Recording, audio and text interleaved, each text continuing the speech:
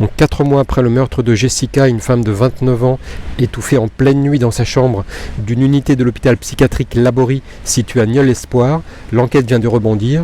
Les explications de Michel Garandot, procureur de la République de Poitiers. Alors donc l'auteur présumé de cet homicide a été présenté ce matin donc au juge d'instruction. Il a été mis en examen du chef d'homicide volontaire.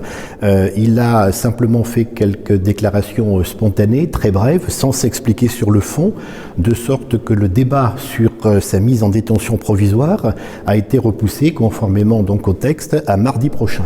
Alors l'auteur présumé des faits était là depuis le mois de septembre.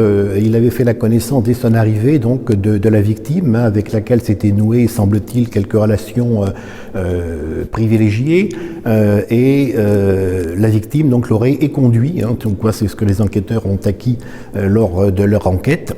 La victime l'aurait conduit donc la veille des faits. À partir de là, donc, il s'est enfermé dans un état d'angoisse. Il a pleuré beaucoup et à partir de là, donc, lui est venue cette idée d'aller malheureusement lui donner la mort. Quels sont les indices qui ont permis de remonter jusqu'à lui après 4 mois d'enquête ?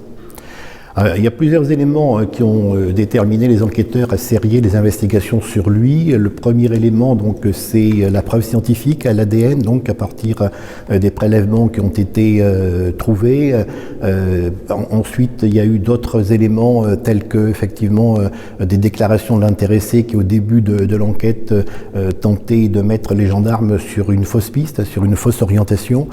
Tous ces éléments ont fini par convaincre les enquêteurs que tout tourner un petit peu autour de lui et c'est la raison pour laquelle donc il a été interpellé et placé en garde à vue.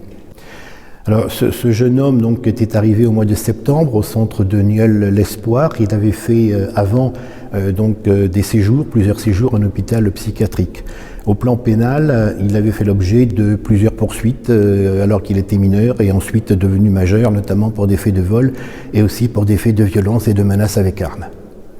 Le juge d'instruction va ordonner une expertise psychiatrique de l'intéressé. L'expert psychiatre devra donc répondre à la question essentielle de savoir si ce jeune homme est accessible ou non à une sanction pénale.